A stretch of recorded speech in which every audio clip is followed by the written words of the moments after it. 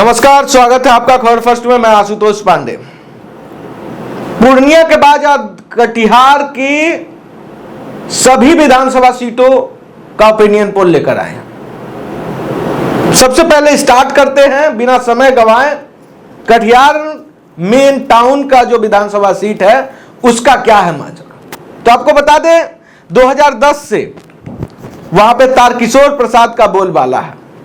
2010 में तारकिशोर प्रसाद राम प्रकाश महतो को लगभग 20,607 वोट से हरा दिए थे। वही 2015 की अगर हम बात करें तो तारकिशोर प्रसाद को कटिहार मेन टाउन वाला जो टाउन का जो विधानसभा क्षेत्र है वहां से 66,048 वोट मिला था। अब विजय सिंह जदयू के कैंडिडेट थे, उनको 51,154 वोट मिला था। 14,894 वोट से तब भी तारकिशोर प्रसाद जीत गए थे। और 2020 में हैट्रिक लगाते हुए तारकिशोर प्रसाद ने सारे रिकॉर्ड को ध्वस्त कर दिया। 82,669 वोट हासिल किया। वही राम प्रकाश महतो भी कड़ी टक्कर देते हुए 72,150 वोट लाए, लेकिन फिर भी एक बार तारकिशोर प्रसाद 10,519 वोट से जीत गए। लेकिन यह था 2020 तक का डेटा। 2025 में क्या होने वाला, तो आपको बता दें कि कटिहार बीजेपी जो है वो अभी 3 खेमे में बंटती नजर आ रही है। एक खेमा जो है तारकिशोर प्रसाद का, एक खेमा निखिल कुमार चौधरी का है, और एक अशोक अग्रवाल का खेमा में बंटती नजर आ रही है। कटिहार में बीजेपी में अंतः कलह है और ये कलह वर्चस्व का है। यह है इसी अंतः कलह के कारण बीजेपी लोकसभा में भी हारी और विधानसभा में टाइट फाइट देखने को मिलेगा। कटिहार के प्रॉपर कटिहार टाउन वाला जो विधानसभा क्षेत्र है उसकी मैं बात कर रहा हूं। अभी इस बार का जो मार्जिन है, विनिंग मार्जिन 2,000 से 4,000 के बीच होने वाला। कोई नहीं कह सकता कौन जीतेगा। ऐसे तारकिशोर प्रसाद की जीतने की चांसेस हैं, लेकिन मार्जिन राम प्रकाश महतो को भी कोई आप नहीं कह सकते कि राम प्रकाश महतो नहीं जीत सकते हैं। जो आपको मैं बता दूं कि हमारी टीम को कुछ ऐसे भी लोग मिले हैं जो बीजेपी कैडर हैं, लेकिन इस बार राम प्रकाश महतो को वोट देंगे। तो इससे आप समझ सकते हैं कि 2025 में कितना टाइट फाइट होने वाला है। वहीं अगर अब हम कटिहार के कदवा विधानसभा क्षेत्र की अगर हम बात करें तो कदवा विधानसभा क्षेत्र हमेशा से आप जान जाइए कटिहार का लोकप्रिय विधानसभा क्षेत्र रहा। 2010 में भोला राय बीजेपी के यहां से 38,225 वोट लाए थे। वहीं हेमराज सिंह को 19,858 वोट मिला था। वह एनसीपी से लड़े थे। हेमराज सिंह हेमराज बाबू के नाम से वो प्रचलित थे।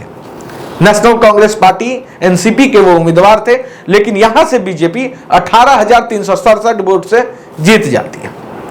2015 में शकील अहमद खान कांग्रेस पार्टी के उम्मीदवार 56,141 वोट लाते हैं।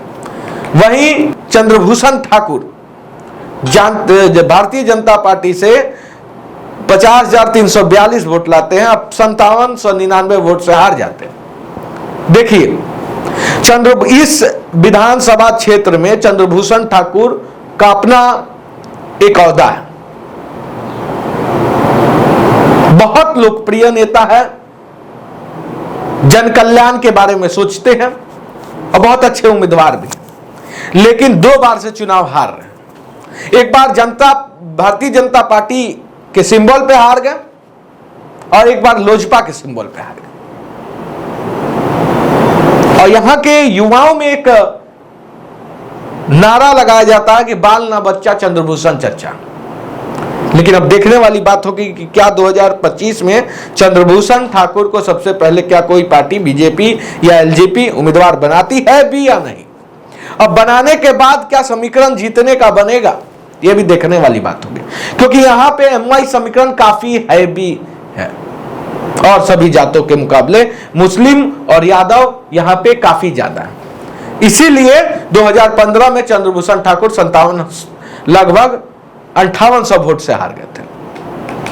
और 2020 में शकील अहमद ने चंद्रभूषण ठाकुर को लगभग 32,402 वोट से हरा दिया था। चंद्रभूषण ठाकुर लोजपा के टिकट पर, लोजपा के सिंबल पे लगभग 39,000 वोट लाए थे।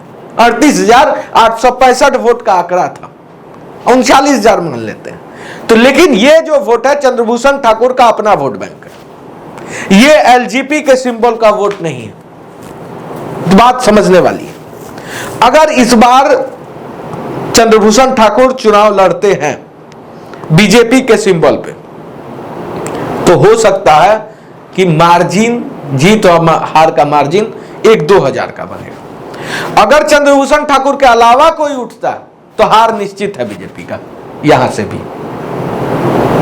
तो इस कंडीशन में एनडीए से जो भी आएगा वो चंद्रभूषण ठाकुर के साथ ही आएगा।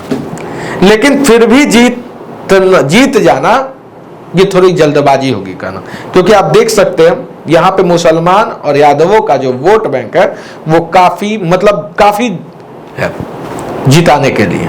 तीसरा विधानसभा क्षेत्र की अगर हम बात करें तो वो है बलरामपुर। कटिहार लोकसभा कॉन्स्टिट्यूएंसी के अंदर आता है। यहां से दुलाल चंद्र गोस्वामी 2010 में 48,136 वोट लाए थे और महबूब आलम को सीपीआईएमएल के जो कैंडिडेट थे उनको 2704 वोट से हरा दिए। वही दुलाल चंद्र गोस्वामी जो 2024 लोकसभा इलेक्शन में तारिक अनवर से हार गया। 2015 में महबूब आलम सीपीआईएमएल से 62,513 वोट लाते हैं और वरुण कुमार झा 42,094 वोट। लेकिन महबूब आलम 2015 में इस सीट को 20,419 वोट से जीत जाते हैं। फिर 2020 में महबूब आलम रिकॉर्ड बनाते हुए 53,597 वोट से इस सीट को जीत जाते हैं। तो बलरामपुर की अगर हम बात करें तो 2025 में भी यहां से बीजेपी या एनडीए से एनडीए का कोई उम्मीदवार नहीं जीत सकता। कारण है, एक तो महबूब आलम काफी लोकप्रिय नेता है, दूसरा मुसलमानों की आबादी ज्यादा है। अगर आप डेमोग्राफिकल स्ट्रक्चर देखिएगा तो आपको पता चलेगा। ऐसा नहीं है कि हिंदू एकजुट होकर वोट नहीं करते हैं, लेकिन फिर भी हार जाते हैं। कारण है, और हिंदुओं का भी वोट कुछ मिलता है महबूब आलम को। तो अभी तक हम आपको 3 विधानसभा क्षेत्र का, कटिहार में जो मौजूद 3 विधानसभा क्षेत्र का समीकरण बता चुके हैं, ओपिनियन पोल। उसमें हर जगह कहीं फाइट चल रहा है तो कहीं इंडिया अलायंस जीतते नजर आ रही है। कहीं पे भी अभी तक बीजेपी या उसके घटक दल, एनडीए में मौजूद जितने भी तमाम घटक दल हैं, वो चाहे एनडीए हो, वो चाहे लोजपा हो, वो चाहे जदयू हो, वो चाहे हम पार्टी के उम्मीदवार हो, चाहे खुद बीजेपी हो, जीतते नजर नहीं आ रही है। लेकिन अब प्राणपुर की ओर चलते हैं।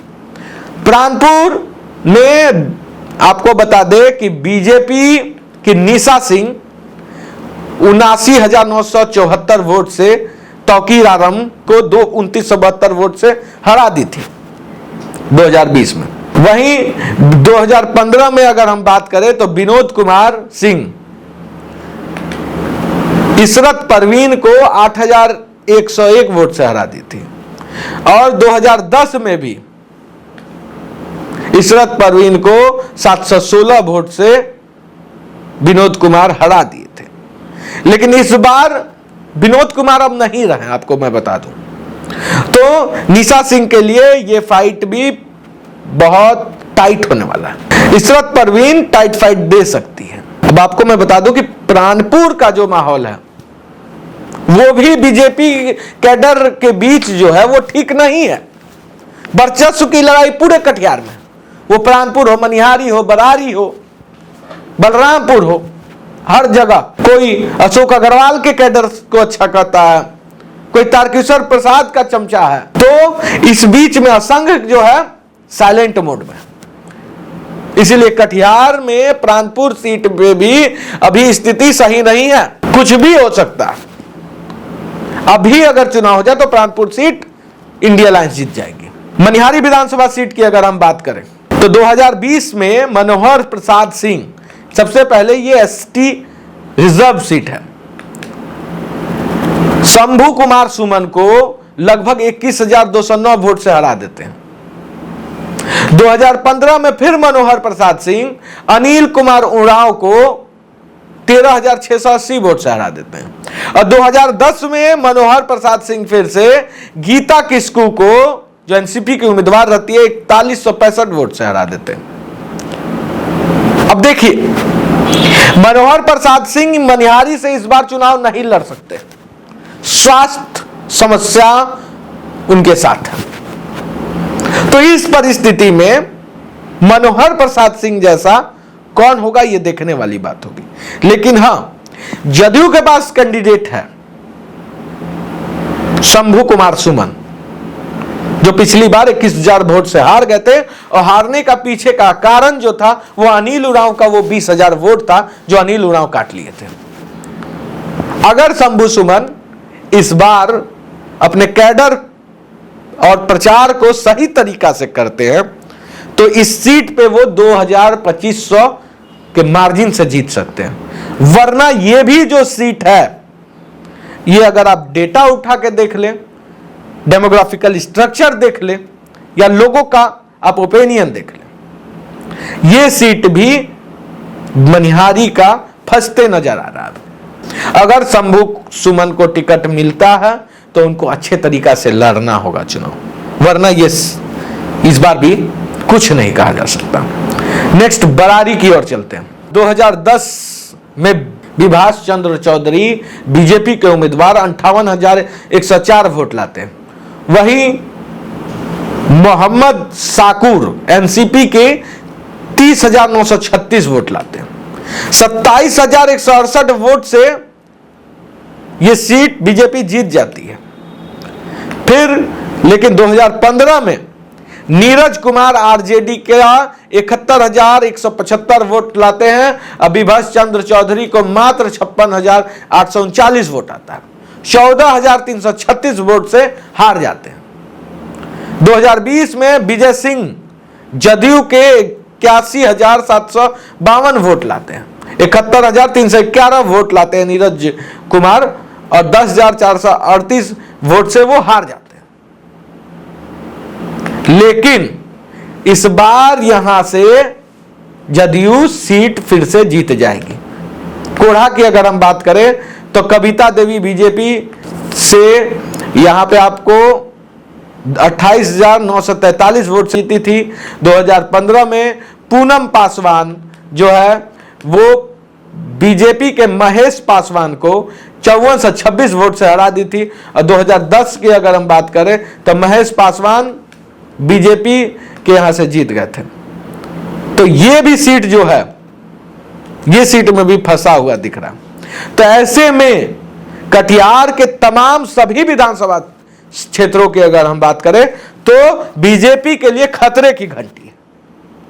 समय रहते अगर नहीं समझा गया और नहीं समझाया गया, बीजेपी के कैडर से लेकर बीजेपी के कार्यकर्ताओं तक के मैं बोलता हूं, तो कटिहार में खाता खोलना भी मुश्किल होगा। एक कटिहार सीट को हटा दे तो सभी जगह फाइट है हमारे ओपिनियन पोल में। ऐसे ही हर जिले का हम लेकर आएंगे विधानसभा क्षेत्र का ओपिनियन पोल। जल्द से जल्द खबर फर्स्ट को लाइक शेयर सब्सक्राइब कीजिएगा।